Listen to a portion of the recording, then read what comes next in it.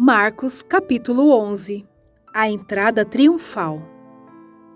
Quando se aproximaram de Jerusalém e chegaram a Betfagé e Betânia, perto do Monte das Oliveiras, Jesus enviou 2 dos seus discípulos, dizendo-lhes: Vão ao povoado que está diante de vocês. Logo que entrarem, encontrarão um jumentinho amarrado, no qual ninguém jamais montou. Desamarrem-no e tragam-no aqui.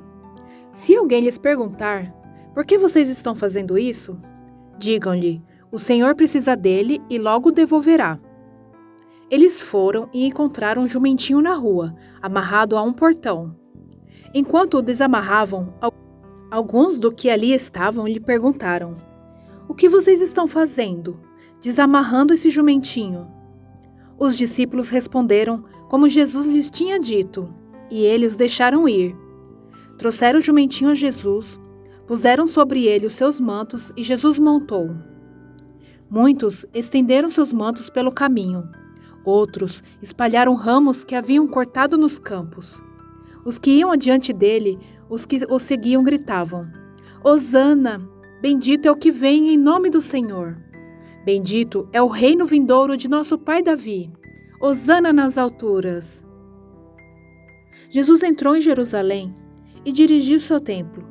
Observou tudo à sua volta, e como já era tarde, foi para Betânia com os 12. Jesus purifica o templo. No dia seguinte, quando estavam saindo de Betânia, Jesus teve fome. Vendo à distância uma figueira com folhas, foi ver se encontraria nela algum fruto.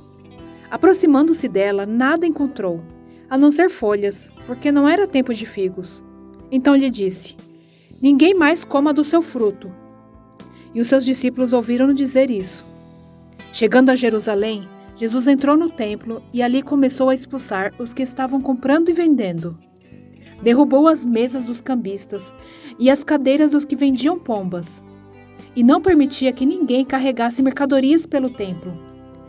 E os ensinava dizendo: Não está escrito: A minha casa será chamada casa de oração para todos os povos? Mas vocês fizeram dela um covil de ladrões. Os chefes dos sacerdotes e os mestres da lei ouviram essas palavras e começaram a procurar uma forma de matá-lo, pois o temiam, visto que toda a multidão estava maravilhada com o seu ensino. Ao cair da tarde, eles saíram da cidade. A figueira seca. De manhã, ao passarem, viram a figueira seca desde as raízes. Pedro, lembrando-se, disse a Jesus: Mestre, vê! A figueira que amaldiçoaste secou. Respondeu Jesus: Tenham fé em Deus. Eu lhes asseguro que se alguém disser a este monte: Levante-se e atire-se no mar, e não duvidar em seu coração, mas crer que acontecerá o que diz, assim lhe será feito. Portanto, eu lhes digo: tudo o que vocês pedirem em oração, creio que já o receberam, e assim lhes sucederá. E quando estiverem orando, se tiverem alguma coisa contra alguém, perdoem-no, para que também o Pai Celestial lhes perdoe os seus pecados. Mas se vocês não perdoarem, também o seu Pai, que está nos céus, não perdoará os seus pecados. A autoridade de Jesus é questionada. Chegaram novamente a Jerusalém, e quando Jesus estava passando pelo templo, aproximaram-se dele os chefes dos sacerdotes e os mestres da lei, e os líderes religiosos lhe perguntaram: Com que autoridade estás fazendo essas coisas? Quem te deu autoridade para fazê-las? Respondeu Jesus: Eu lhes farei uma pergunta. Respondam-me, e eu lhes direi com que autoridade estou fazendo essas coisas. O batismo de João era do céu ou dos homens? Digam-me. Eles discutiam entre si, dizendo: Se dissermos dos céus, ele perguntará: Então por que vocês não creram nele? Mas se dissermos dos homens, eles temiam o povo, pois todos realmente consideravam João um profeta. Eles responderam a Jesus: Não sabemos.